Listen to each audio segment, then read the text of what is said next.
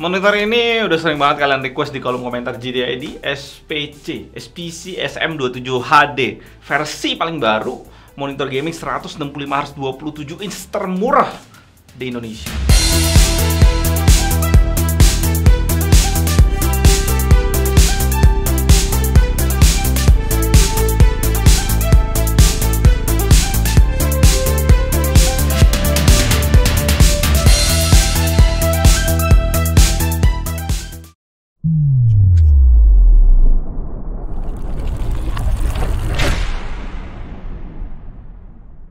Selamat datang di GTID, channel paling canggih di 2021. Udah lama juga ya kita nggak review SPC. Dan kali ini kita kedatangan sebuah monitornya yang menurut gua ada value yang menariknya. Fitur utama monitor ini tentunya Full HD 165 Hz. Tapi kemarin SPC bilang kalau monitor ini bisa 4K 60 fps. Tentunya harus kita overclock manual yang pastinya nanti kita tes sendiri. Untuk versi yang baru ini kalian bisa lihat dusnya ada mobil warna orange dan ini versi yang paling barunya. Kita cuma bisa lihat dari situ. Karena versi lamanya yang udah discontinue dan punya kode name yang sama SM27 HD juga, tapi gambar di dusnya mobilnya berbeda. Yang tipe lama itu mobilnya ada warna hijau dan pink. Pastiin kalian dapetin versi terbarunya dengan mobil warna orange ini. Dan gue juga baru ingat kalau SM27 HD dari SPC juga ada yang 75 Hz.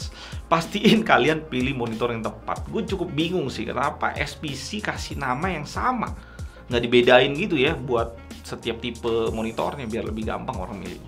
Kelengkapannya udah lengkap banget yang dikasih SPC. Manual book kita lewatin, ada baut-baut yang digabung plastiknya dengan karet yang bisa kalian tempelin di standnya. Satu kabel HDMI dan satu kabel DisplayPort. Lengkap banget kabel-kabelnya. Dan satu kabel power tentunya terakhir. Untuk kakinya lingkaran besi padat warna merah. Walaupun padat ini cukup kecil sebenarnya. Pas gue pegang itu kayak kita pegang tongkat buat lari estafet. Untuk standnya full besi, nggak ada balutan plastik apapun. Dan ini tipis banget sih untuk sebuah monitor, untuk sebuah stand monitor. Dan karena bentuknya V seperti ini, kita sama-sama tahu super duper gampang jatuhin monitor ini ke kiri dan ke kanan. Dan ternyata karena V-nya ini kurang panjang ke samping gitu ya, nggak dibuat terlalu nusuk ke depan, monitor ini juga mudah kita jatuhin ke depan sekaligus. Bagian belakang monitornya desainnya standar aja, udah sering kita lihat, tipis bagian atas sampai 2/3 monitor dengan ketipisan di 0,6 cm dan menebal tempat komponen monitornya ditaruh. Lubang pembuangan panas yang kecil banget dibukanya di tengah-tengah gitu ditaruhnya, kurang sih menurut gua untuk sebuah monitor gaming. Ada tombol pengaturan OS di sebelah kiri, facial mount 10x10 cm yang kalau kalian mau pakein bracket kalian mesti copotin bagian yang nongol dikit di kakinya ini. Bagian bawah monitor ada 2 lubang, sayangnya cuma buat molding di monitor ini aja karena monitor ini nggak ada speakernya. Di tengahnya ada port di monitor ini yang pastinya udah ngadep ke bawah dan cocok banget untuk pakein bracket monitor ini. Jadi kalian nggak perlu beli kabel-kabel tipe L. Ada satu DisplayPort, satu HDMI yang kita nggak tahu version berapa. Pas kita tes pakai HDMI dia bisa sentuh 144 Hz. Jadi kemungkinan ini HDMI 2.0. Ya, tapi ini 165 Hz kalian mesti pakai kabel DisplayPort. Ada audio out dan USB yang fungsinya buat charge, tapi kita nggak tahu wattnya berapa. Dan terakhir port DC-in. Bagian depan door bezel dengan tebal 3 side bezel-nya di 0,7 cm. Overall penampilan dari depan cukup oke dengan 27 inch curve-nya. Cukup mewah dan pandangan kita cukup luas ya karena itu 27 inch. Cuma memang stand yang tipis itu membuat pandangan kita agak sedikit nggak enak ketika kita lihat secara keseluruhan. Kerasa feelingnya agak kurang kokoh di monitor ini. Apalagi ketika kita colokin kabel ke port-portnya. Kalian bisa lihat di sini. Karena posisi portnya dibuat cukup dekat sama bagian depan, jadi pasti nggak terhindarin kelihatan dari depan yang cukup ganggu estetika banget. Kalian bisa lihat ya? Ya ampun. Spek lengkap monitor SPC ini belum ada data lengkapnya, jadi kita kumpulin yang kita tahu. 27 inch VA panel Full HD resolution 165 Hz refresh rate. Kurvaturnya kita nggak tahu pasti, tapi pas gue bandingin sama Samsung C24 F390 gua, ini sesuai kelengkungannya. Jadi kita bisa tahu kalau ini cuma 1800R. Untuk response time kita mesti tes UFO dan tentunya karena ini panel VA, motion blur-nya super duper banyak banget di belakang UFO-nya. Dan pastinya kalau kalian perhatiin ini ada trail warna hitam karena perpindahan pixelnya memang lambat banget. Gue ada coba main Valorant beberapa waktu pakai SPC ini. Pada saat digambar gelap sih motion blur-nya ganggu banget. Jadi kayak ada trail pelangi kalau gue goyangin cepet-cepet mouse gue gitu ya. Jadi cara gue ngakalinnya tentunya gue hajar panel ini seterang-terangnya. Brightness-nya gue naikin, sama kontrasnya gue coba naikin sampai warnanya mirip kayak panel TN. Cukup lumayan lah ngurangin motion blur dengan cara itu. Support FreeSync dan pastinya G-Sync compatible lewat DisplayPort. Dan seperti kalian udah lihat stand dan kakinya, monitor ini cuma support tilt aja yang kualitasnya biasa aja lah, nothing special. Nah, untuk fiturnya yang 4K kita tes sama-sama. Oke, di sini kita bakalan overclock monitornya supaya bisa dapetin 4K. Jadi kalau misalkan monitor itu nggak bisa super 4K, dia akan nge-glitch pada saat lu ngelakuin ini. Tapi ternyata di sini bisa ya. Gue cukup kaget sih.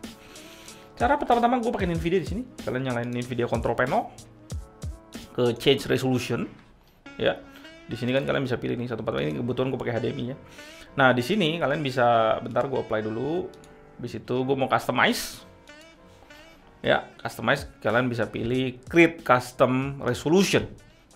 Nah, di sini kita tulisin 3840 kali 2160. Gue juga udah coba 144 Hz di 4K, nggak bisa works, nge-glitch. Jadi kalian pakai ini aja. Ini pilihan progresif aja, itu yang lebih mendekati natif. Kita tes. Ya, semuanya langsung jadi kecil.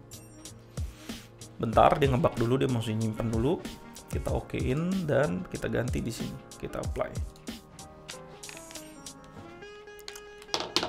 Dia memang bisa ke 4K, cuma tulisan-tulisan jadi pada hancur guys. Kalian bisa lihat ya. Ya karena dia punya pixel cuma Full HD sebenarnya. Jadi kalau kalian lihat tulisan-tulisan di sini tuh rada-rada nggak jelas banget gitu ya. Banyak kepotong-kepotong.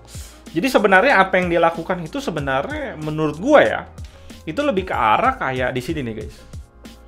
Kayak di sini anggaplah tadi kan Full HD tuh, ya kan?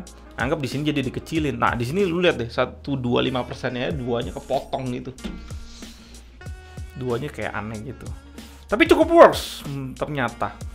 Nah, kalian lihat ya, YouTube jadi jauh lebih kecil nih. Tampilannya jauh lebih banyak di sini tabnya. Jadi ketika gue buka satu video, kalau gue lihat videonya walaupun lu hajar 4K juga dia cuma bisa nampilin secara kasat mata, dia cuma bisa nampilin pixel yang ada di Full HD menurut gue. Ya.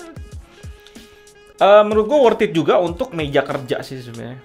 Lebih buat ke arah meja kerja lu jauh lebih luas aja ya. Jadi kayak lu punya scale 4K tersendiri. Jadi kalau gue 100-in di sini ini benar-benar meja kerja natif 4K aja di sini nih ya, di sini. Nah, jadi semuanya serba kecil kan, kalian bisa lihat tuh. Nah, ketika gue buka YouTube, misalnya gue tarik ke sini nih, nah ini bener-bener kayak lu pakai monitor 4K. Berikutnya tentunya kita tes kualitas panelnya pakai data color SpiderX. Kualitas color gamutnya terbilang standar aja. 96% sRGB, 78% DoubleRGB, 78% DCI-P3 dan 74% NTSC. Brightness maksimumnya cukup standar yang bisa kita dapetin maksnya di 266,7 nits dengan kontras 25-20/1 dan white point-nya yang sangat kebiruan di 9300 Kelvin. Untuk color uniformity-nya di brightness 100% cukup rapih ternyata di monitor ini. Dari 9 titik masih bisa terjaga di Delta E2. Cuma satu titik aja yang udah agak off dan maksnya di titik itu di 3,6 Delta E. Sedangkan di luminance uniformity-nya di brightness 100% kualitas panelnya agak kurang untuk nampilin brightness yang rapi di monitornya. 5 titik total melebihi 10% gelapnya dan 2 titik maksimumnya udah 20% lebih gelap. Di titik ini kita cuma bisa dapetin 197 nits brightness. Color akurasinya sebenarnya cukup oke, average di 1,60 Delta E. Tapi di panel yang dipakai SPC ini 1F-nya bener-bener ngacir jauh banget birunya sampai ke 7,99 Delta E. Setelah dikalibrasi kualitasnya baru rapi banget dan memang biru 1F-nya jadi cukup aman di 5,06 Delta E dan average turun jauh ke 0,93 Delta E. Overall rating yang dikasih data color ke monitor ini sebelum dikalibrasi di 3,5 poin. Seperti yang kita udah lihat tadi, white point dan luminance uniformity-nya agak kurang nilainya. Masuk ke pengetesan bleeding ya, di sini gue show video gelap ya. Dan ruangan gue gelapin deh kayak biar lebih kelihatan, dan di sini kalian bisa perhatiin di bagian kanan monitor. Itu bleedingnya kelihatan banget ya. Gue swivel ke kalian kayak gini nih. Nah, gue gelapin tempatnya. Nah, habis itu bagian atas itu juga agak kelihatan sedikit keluar, bocor maksudnya. Ya kalau gue gelapin buat kalian. Ya klasik sih, memang monitor curve biasanya memang rentan untuk bleeding. Monitor SPC ini bisa kalian dapetin di harga 2,8 juta dengan garansi full 1 tahun dari SPC. Saingannya gue list yang cukup deket harganya untuk 27 inch VIA panel gaming. Philips 272E1 VIA flat 2,9 juta, ViewSonic VX2718 VIA curve 3 tahun garansi di 3,3 juta. Ada Lenovo G27C Strip 10 dan Dell S2721 HGF di 3,6 juta. Dan saingan untuk keseluruhan panel IPS dan TN kita udah bikinin GTD Top 10. Gue taruh videonya di card di atas, kalian bisa cek. Kalau dilihat dari list yang tadi gue udah taruh dan GTD Top 10, SPC ini bisa kita bilang termurah di kelas VIA curve 165 Hz di Indonesia. Ya walaupun bedanya sama Philips itu cuma 100.000 ya, dan dengan perbedaan harga yang sangat sedikit kayak gitu sih agak susah gue rekomen monitor ini. Kalau kita lihat dari sisi brand aja pasti kita akan punya tendensi untuk lebih pilih Philips daripada SPC ini. Mungkin seri SM27HD 165 Hz yang versi sebelum ini yang menarik, karena waktu itu dijual di harga kisaran 2,4 jutaan kalau gue searching di internet. Infonya dari SPC karena panel untuk membuat versi satunya itu habis, jadi dia mesti ganti tipe panel yang kelihatannya berefek pada harganya yang jadi lebih mahal. Dengan tambahan fitur panelnya memang bisa kita overclock ke 4K. Akhir kata dari gua, semoga SPC kedepannya bisa lebih agresif lagi dari sisi harganya tentunya, supaya lebih kompetitif lah di pasaran. Gue Alwin dari GTD, sampai jumpa di video berikutnya.